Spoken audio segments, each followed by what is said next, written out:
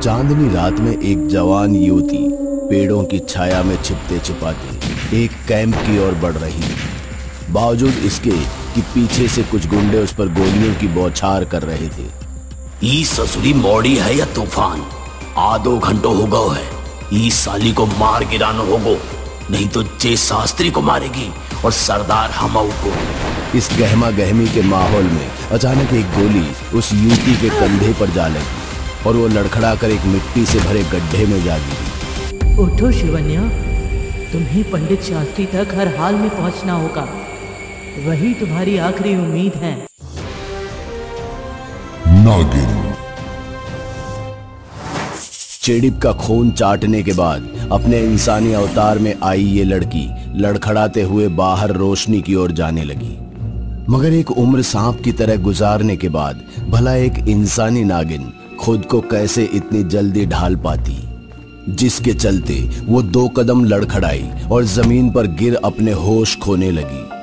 पर इससे पहले कि उसकी आंखें पूरी तरह बंद होती, उसे अपने सामने एक बेहद खूबसूरत सुंदरी आती दिखाई दी, जिसका रंग सोने सा चमकदार और वस्त्र किसी साफ झरने के जल की तरह हल्के नीले रंग के थे। मैं कहाँ हूँ? आप कौन हैं देवी? और ये मेरा... तुम्हारा नाम शिवन्या है, शेष नाग वंश की उत्तराधिकारी, और मैं तुम्हारी कुल माता नीलवंती यक्षिणी। मैं जानती हूँ तुम्हारे मन में कई सवाल हैं, पर उससे पहले औषधि पी लो। तुम्हारा इंसानी रूप दुर्बल है। ये शिवान्या की समझ से परे था, पर अपनी कुल माता को मना करने का सवाल ही पैदा नहीं होता, जिसके चलते शिवान्या ने अपने पास पड़े कटोरे को एक घूंट में पी डाला और इसी के साथ नीलवंती ने शुरू की शेष नाग वंश की गाथा। आज से करीब 300 साल पहले जब नीलवंती यक्षिणी अपना ग्रंथ लिख रही थी, तो शेष नाग के सांप उसके चारों तरफ एक सुरक्षा का कवच बनाए रखते थे। अपने प्रति सेवा और समर्पण की भावना को देख यक्षिणी ने उनके कुल को एक नागमणि तोहफे के रूप में भेंट की, जो अपने आप में काफी शक्तिशाली थी और जरूरत पड़ने पर किसी अज्ञात शत्रु का विध्वंस भी कर सकती थी। मगर वो कहते हैं ना, वक्त गुजर जाता है पर इंसान की नियत और मांगे कभी पूरी नहीं होती। इसी ताकत और सत्ता की हवस ने ना जाने कितने मनुष्यों को उस मणि को हथियाने पर मजबूर किया, और अंततः मणि को सुरक्षित रखने के लिए शेषनाग के वंशजों को अपना नागलोक छोड़कर जाना पड़ा, और इस नागलोक की गुफा के मुख्य द्वार को एक ऐसे मंत्र से बांधा जो सिर्फ उन्हीं के वंश या कुल का कोई खोल सकता था। पर कुल माता, मेरा अचानक क्यों इंसानी रूप लेना, और इतने सालों बाद इसका इस गाथा से क्या लेना देना है? सालों पहले एक भविष्यवाणी हुई थी कि जब नाग मणि पर खतरा उमड़ेगा तो उसका सामना करने के लिए एक नागिन जन्म लेगी, और मैं तुम्हारी कुल माता तुम्हें वही रास्ता दिखाने के लिए आई हूँ। कुल माता, ये कार्य मेरे लिए असंभव है। आप तो मेरी अवस्था जानती हैं। सोचिए, आपकी औषधि ना मिली होती तो मैं, और मुझे तो मेरी शक्तियों का भी ज्ञान नहीं है। भला मेरी जैसी कमजोर नागिन शत्रु का सामना इस अवस्था में कैसे करेगी? शिवन्या, अपनी कुल माता पर विश्वास रखो, और बात रही शत्रुओं पर विजय प्राप्त करने की, तो तुम्हारे पुरखों का ये नागास्त्र हमेशा तुम्हारी सेवा में रहेगा। अपने कुल को याद करना और इसे हाथ में धारण करना। मेरा जी बहुत घबरा रहा है। क्या मैं अकेले में ये सब? अपनी कुल माता पर भरोसा रखो। हर अंधकार की राह में मैं सूर्य की किरणों की तरह तुम्हें राह दिखाती रहूंगी, और ये तुम्हारा कर्म है, तुम्हें स्वयं करना होगा। बताइए माँ नीलवंती, क्या आदेश है मेरे लिए? यहाँ 5 कोस दूर दक्षिण में एक कबीला है, जहाँ कुछ डाकुओं ने एक बूढ़े शास्त्री को बंधक बना रखा है। तुम्हें उन्हें आजाद करना होगा, क्योंकि नागलोक की राह तुम्हें वही दिखा पाएंगे। याद रखना, वही तुम्हारी आखिरी उम्मीद है। नीलवंती की आज्ञा और आशीर्वाद लेकर नागिन जंगल की ओर अग्रसर हुई, और अपने सांप के रूप में रेंगते हुए जंगल की समतल जमीन, झाड़ियों और आड़े तिरछे रास्तों से गुजरने के बाद शिवान्या आखिर उस कबीले में पहुंच जाती है जहां उसे शास्त्री की जान बचानी थी। शिवान्या ने अपने रूप में तब्दीली की और पेड़ की ओट में छुपकर सही मौके की राह तकने लगी। शिवान्या को जैसे ही 3 बागी बंदूकों से लैस अपनी ओर आते दिखाई दिए, बिना देर किए शिवान्या उन पर कूद पड़ी और अपने नुकीले दांतों से उन्हें ऐसे डसा कि दोनों बागियों के शरीर ठंडे और नीले पड़ गए।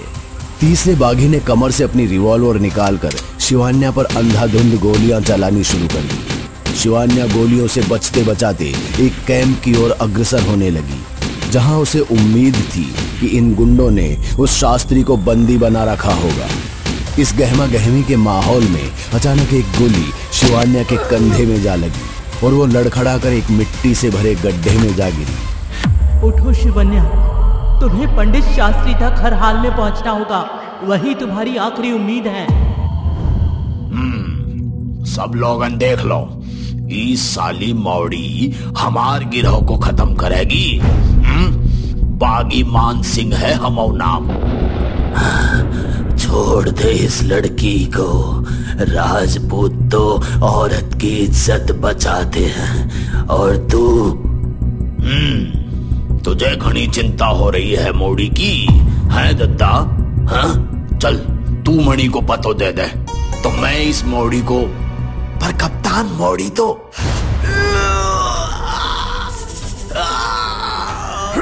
इससे पहले कि यह शख्स अपनी बात समाप्त भी करता, शिवान्या ने अपने नागिन का विशालकाय रूप धरा और कमरे में शास्त्री को छोड़ सभी बागियों को उसने अपनी पूंछ में लपेट लिया। हालांकि उसके शरीर का ऊपरी भाग अभी भी मानव के रूप में था, लेकिन उसकी आंखों में गुस्से का ज्वालामुखी भभक रहा था। उसने सभी डाकुओं को अपनी पूंछ से लपेट किसी अखरोट की तरह मसल दिया और मान सिंह को जिंदा निगल गई। बाबा, आप ठीक तो है ना? मैं कुछ कहने की जरूरत नहीं है बिटिया। मैं कई बरसों से तुम्हारी बाट जोता रहा कि तुम एक दिन जरूर आओगी। और देखो नियति का खेल, मैं तुम्हें एक मंत्र दूंगा जो तुम्हें सीधा पिशाचों की गली के सामने ला खड़ा करेगा। अगर तुमने पिशाचों की गली पार कर ली तो उस नागमणि तक पहुंचने से तुम्हें कोई नहीं रोक पाएगा। बस एक बात का ख्याल रखना। कौन सी बात बाबा? नागलोक का द्वार रक्त की बलि मांगता है। इसी चेतावनी के साथ शास्त्री ने शिवान्या के कान में एक मंत्र बुदबुदाया और किनारे पड़ी अपनी एक पुस्तक ले कहीं दूर जंगल में चल दिया। शिवान्या ने अपनी आंखें बंद की और हाथ जोड़ उस मंत्र को कई बार बुदबुदाया और आखिरकार वो गायब हो एक ऐसी गली में पहुंच गई जिसकी दोनों तरफ झाड़ियां थी और झाड़ियों के उस पार था एक बड़ा काला द्वार जो धुंध के बादलों के पीछे छुपा था। शिवान्या ने जैसे ही गली में अपना कदम रखा, उसे किसी के रोने की आवाज सुनाई दी, जो हर बीतते पल के साथ कभी हंसी तो कभी चिल्लाने में बदलती रहती। शिवान्या के लिए ये किसी दुविधा से कम नहीं था। जब उसने देखा कि उसकी कमर और बाजुओं पर कई काली जोक चिपक चुकी थी और उसके सामने 2 कंकाल पड़े थे जिन्होंने उसी की तरह वस्त्र पहने हुए थे, शिवान्या ने अपना रूप बदलकर भागने का मन बनाया, पर अफसोस कि अब वो रूप नहीं बदल सकती थी। उसने अपनी आंखें बंद की और खुद को इन हालातों के हवाले करते हुए कहा, कुलमाता नीलवंती, राह दिखाएं। शिवान्या के इतना कहते ही आसमान से एक सफेद रोशनी उस पर पड़ी और देखते ही देखते उसके शरीर के सारे जोक उतर गए।